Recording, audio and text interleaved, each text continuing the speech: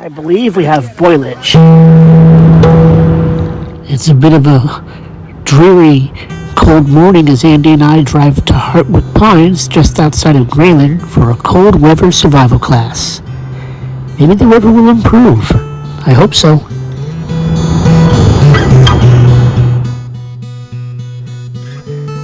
Here we are, a wonderful February winter day now. Perhaps ideal conditions for our cold weather class where we learn how to build debris shelters and things like that.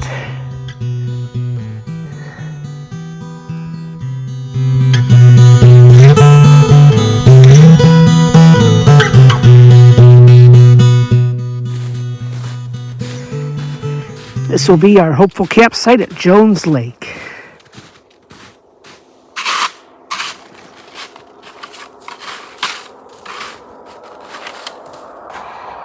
Step 1 in winter camping, shelter prep. Create a space for your tent. There's Andy's spots right there. I got a later start. My first line right there. At least 10 minutes of work to go. Slow, steady progress.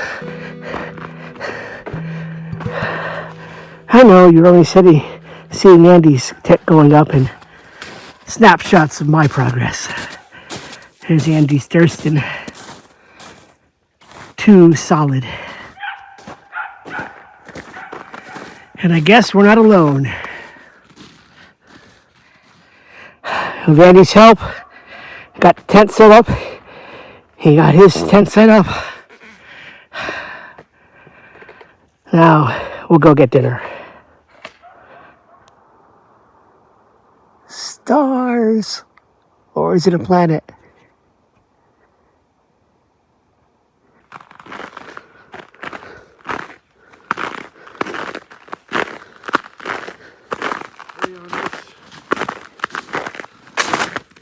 Layer of frost in my tent. Oh.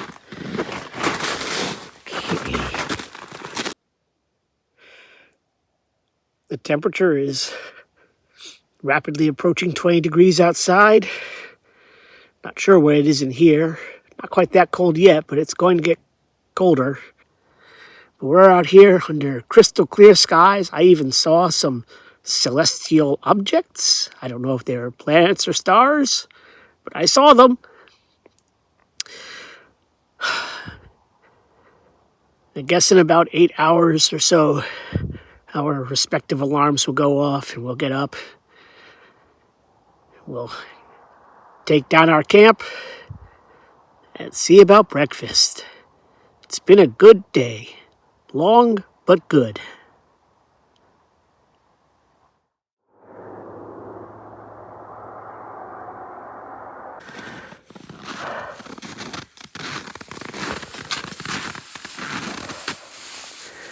So, Andy, Yeah, how'd you sleep? like a baby. Fantastic. Sure you heard me snoring. Oh, I imagine we both snored. It got down to 10 degrees. Quantities, if this is a real situation, I would want to put 10 times the effort into having a lot more stuff here. First and quickest to go would be the magnesium. Tiny little pile there.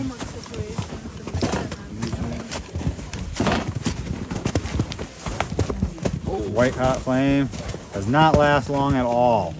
So you need to be ready with your next level of tinder.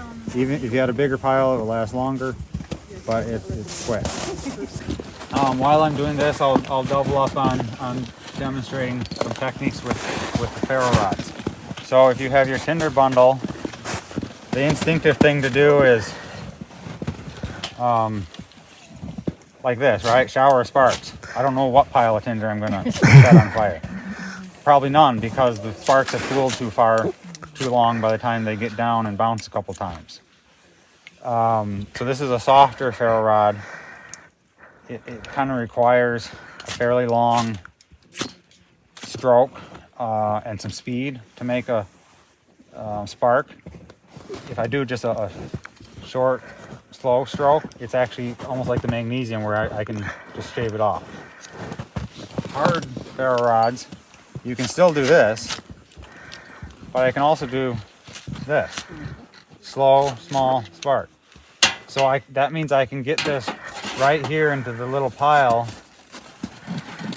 get those sparks exactly where I want them. That was the fatwood shavings, by the way. But here's the fine threads. I'm gonna use this one, get up in here nice and close. Oh, I got a little ember there. See a little bit of smoke? Yeah, see the smoke. So I could probably pick this up and blow it into flames, but let's just get a little more spark in there. Well, there you go. You know, not that hard. As long as you have fine. And then when it's like that, you shavings. just add the next little bits. Yeah, move this into your fire. Or maybe you have shavings. Maybe you have fine kindling. Covered. Do you ever pull the fire rod out through the striker? Exactly. That's another technique, and that one you can do with the soft ones. Here's a Vaseline cotton ball. Probably going to be too easy. Maybe not. There we go. There we go. So, I mean, you can see the flame on it already, right? That's a lot of flame, and they burn for quite a while. Todd, I'm sorry, was it we prefer the light ferro rod or the hard? I prefer the hard. Okay. But the jury's kind of still out on that because I'm trying to get more hands-on experience with different tinders because even, you can get it right in there.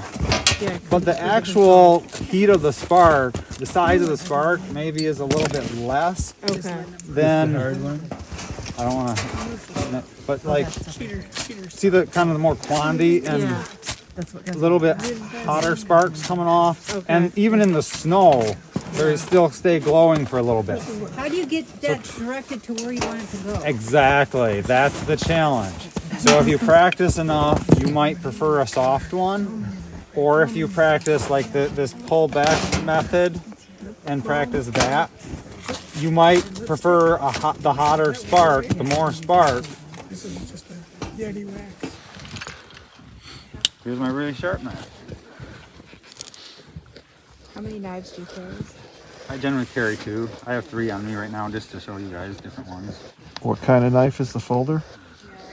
This one's a Hella Okay, yeah. made in Norway. Yeah, Paid way too much money for this knife, but it's kind of cool. yeah, I mostly like the wooden handle. yeah. Yeah.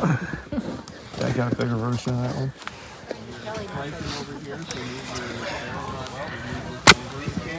We've made fire, me and 2 friends. New friends. Proving that their fire knife work skills are better than mine. No, she is really good. Oh, I'm not.